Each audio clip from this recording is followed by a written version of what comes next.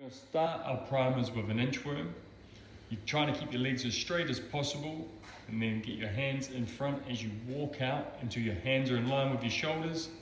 Then walk your hands back to your feet until you're in a standing position. Try to keep your legs locked out and come back to that standing position.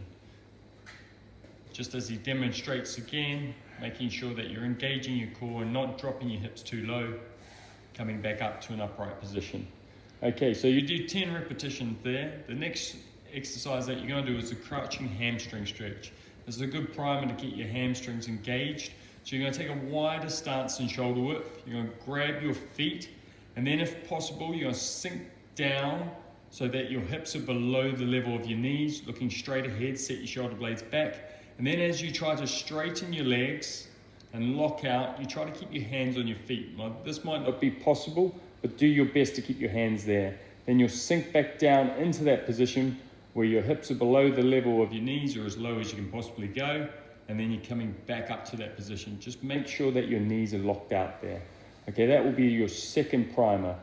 Your next primer will be your hip flexor opener. So you'll have your hands shoulder width apart.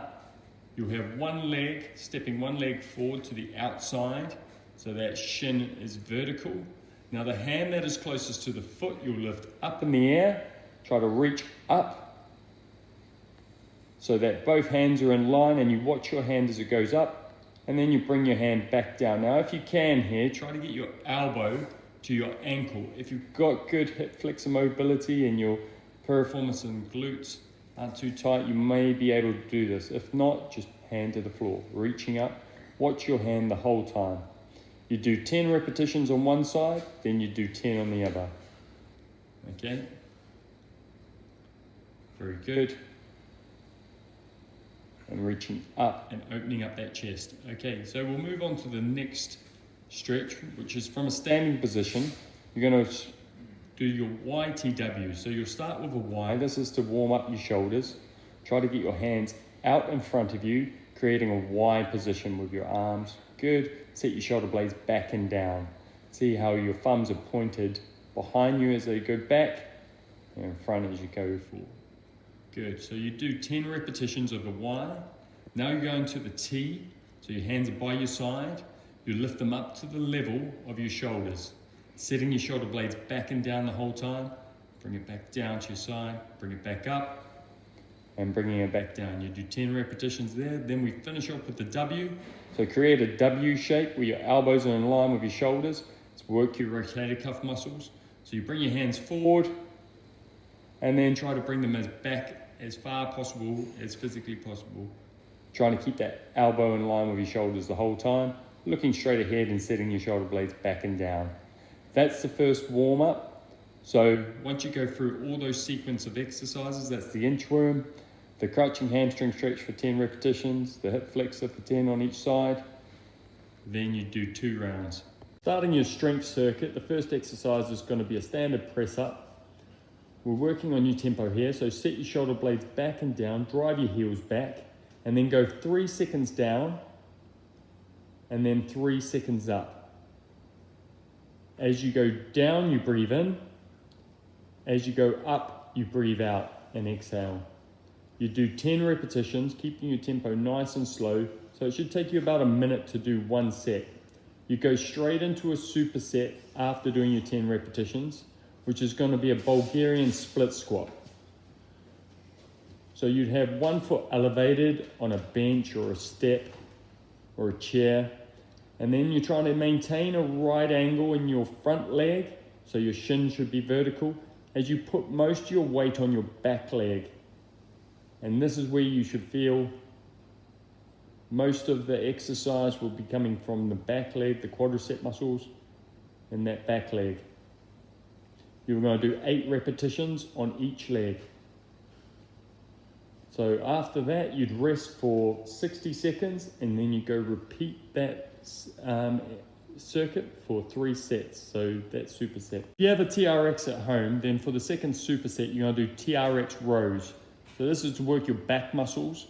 You're going to try to bring the handles towards your chest, bending your elbows, trying to get your elbows behind your body, keeping your elbows tucked in tight.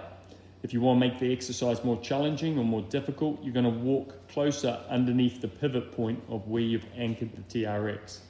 So now this increases the intensity, increases the load that you'll be lifting. So try to set your shoulder blades back and down. Don't let your back bow. Your body should be nice and straight. If you don't have a TRX, the other option is to find a bar that you can do a supine pull-up under. So you want it about hip level. You're going to go underneath the bar, grab slightly wider than shoulder width, overhand grip. You can have your knees bent to start off with. Keep your body straight as you pull your chest towards the bar, getting those elbows back behind your body, setting your shoulder blades back and down. If you want to make it more difficult, then you'd straighten your legs. You keep your legs locked out completely. That's as hard as the movement could possibly be, unless you elevate your feet, which would add another challenge. Now you're going to superset this exercise. Again, if you have the TRX, you'd do a pistol squat with the TRX. Pistol squat's a one-legged squat. You have one leg straight out in front of you. As you bend down, you load your weight through your heels. You lean forward slightly with your body so that most of the weight is going through your heels. You go slow and controlled at about a tempo of 3 seconds up and 3 seconds down. Good. If you don't have a TRX, the other option is to find a door frame or something to hold on to, like a bar, and then perform the same exercise. You're trying to get your hips to about knee level. So as you go down, hips are in line with knees or slightly below, then coming back up. Again, focus is on nice and slow tempo. Then you'd rest for 60 seconds and you'd repeat 3 sets of this circuit. The third and final superset of your strength session is going to be shoulder touches. There's 3 variations. The first being on your toes, trying to touch the opposite shoulder with the opposite hand, keeping your shoulders square. Also set your shoulder blades back and down, engaging your back muscles, your rhomboids, as also engaging your core muscles by pulling your belly button in towards your spine, tuck it underneath your rib cage. You're going to do 20 repetitions, 10 on each side. If you want to increase the intensity of this exercise, you can put your feet up and elevate it on a box or a chair or a bench and perform the same exercise, making sure your back is straight. Try to squeeze your glutes. There's going to be a little bit more movement in your shoulders here. You have to work harder to actually maintain that straight line between your shoulders. The third and final option of this exercise, so it's choosing one out of these 3, this is going to be the most difficult, is if you've got stairs at home or stairs that you can use, you're going to do a different exercise that's engaging the same muscle group. So you're going to step up with your hands and then step down. Stepping up and stepping down. You'd lead with the same hand for 10 repetitions, and then you'd lead with the other hand for 10 repetitions. Try to maintain a straight body as you do this, engaging your core, squeezing your glutes, setting your shoulder blades back and down. Okay, you'd superset this exercise now. So you choose one of the 3, and then you'll superset this exercise with, if you've got a TRX, you're going to bring the TRX down now from the position it was in when you did this TRX rows. So bringing it down using the clips. Now to know that it's at the right height, you should be able to sit down on the floor and the loop should touch your toe.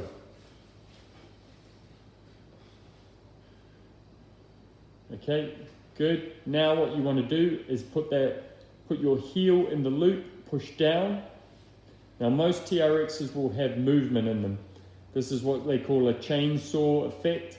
They have this, so you have to use your muscles to actually balance this device out. So you have to push down with your heels and level out so that your feet are in line. Now, once you've got that, keep pressure on your heels. Lie down, have your hands on the floor. You're going to bend your knees so that your knees are in line with your hips. And then you're going to perform a pelvic lift, and then you're going to bring your heels in towards your backside. Then you're going to extend your legs out. You're gonna bring them in, extend them out. Try to keep height in your hip throughout this exercise. Okay, if you don't have a TRX, the other option is to do a walkout bridge. So you're going to lift your hips in the air and then you're going to walk your feet out as far as you can go by trying to maintain the backside off the floor the whole time, and then you'll walk your feet back so that your heels are almost in line with your knees, and then you're walking back again. You can have your hands on the floor for added support, but if you just have your elbows on the floor, it helps increase the difficulty of the exercise. You can have your hands up in the air, again for an added difficulty, as long as you can maintain hip height. Good, and then you'd rest for 1 minute after doing those two exercises, whichever one you choose. You do 3 sets. You've finished your workout, the important part is to do your stretching. So your static stretching, where you're going, if you have a TheraBand at home, you'd use this. You wrap it around your foot, making sure that it's at least 1/3 up your foot or in the middle. Then lie back, bend one leg and keep that other leg straight. Flex your toe towards you and keep the leg as straight as possible. If you feel like the band is slipping, you can wrap it around your foot a couple of times just to add some security so that it doesn't flick back at you. You'll hold the stretch for 60 seconds on each leg, maintaining a straight leg with your knee locked out. And then once you've done both sides, 60 seconds on each side, you're going to move into working your glutes or piriformis. So you can do this one or two ways. So you can either do a pigeon pose stretch, which is where you try to bring your leg in front of your body and then lift that foot so it's as close to the level of your knee as possible, straighten the back leg, then bring your weight over that leg. So coming forward, you can try to go down on your forearms if possible to get a deeper stretch. And try to keep that back leg straight as you hold the stretch. If that foot shifts down, just hold it in position. If you can't do a pigeon pose stretch or you've got knee issues, then the alternative is to lie on your back, put the side of your shoe on the front of your thigh on the other leg, lift the other foot up, and then there's a triangle. You put one hand through the triangle, the other hand on the outside of the leg, interlocking your fingers. You'll keep your foot in line with your knee, flexing your toe towards you. Again, you'd hold 60 seconds on each side, so you can choose from one or two of those stretches. Then from there, we're going to look to try to stretch your back and your chest at the same time. So if you've got a Swiss ball at home, use a Swiss ball. If you don't have a Swiss ball, equally you could just use a chair.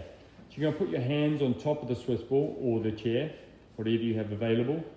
Then you lock out your elbows, and then you're going to sit in kind of like a child's pose stretch. You'll set your shoulder blades back and down, engaging your rhomboid, your subscapularis, and then trying to open up your pecs as well, your chest, by dropping down into that stretch. Hold this stretch for about 30 to 60 seconds if possible. Now moving on to the next stretch, we're going to try to do your quadriceps and your hip flexors at the same time. So again, if you've got the Swiss ball, you can use this. If not, you could use a chair. You're going to put your back foot on top of the chair or the ball. You're going to bend the front leg at a right angle. So the leg at front, the shin should be vertical, straight up and down. The knee should be in line with the ankle. Now you're going to tilt your pelvis forward a little bit. So pushing your pelvis forward, you should feel a good stretch in the quadricep muscles in the back leg. So the leg that is on the ball, you should feel a stretch in the front of your thigh. You'd hold for 60 seconds on one leg, and then you'd change sides and do 60 seconds on the other. The final stretch that you're going to do is to stretch your lower back. You don't need any equipment for this. You're going to lie on your back. You're going to put your hands out to the side, not quite shoulder level, so your hands shouldn't be in line with your shoulders, just below. Keep your feet together, knees together, and you're going to bring them from side to side. Keeping your feet one foot on top of the other, and then just slowly bringing them towards the floor if possible. You can look in the other direction than your legs are going as well, just to increase the intensity of the stretch. You do 10 repetitions on each side. You could hold for 2 to 3 seconds once you're in that position. And that's the whole dynamic, that's the whole static warm-up done. You do one sequence.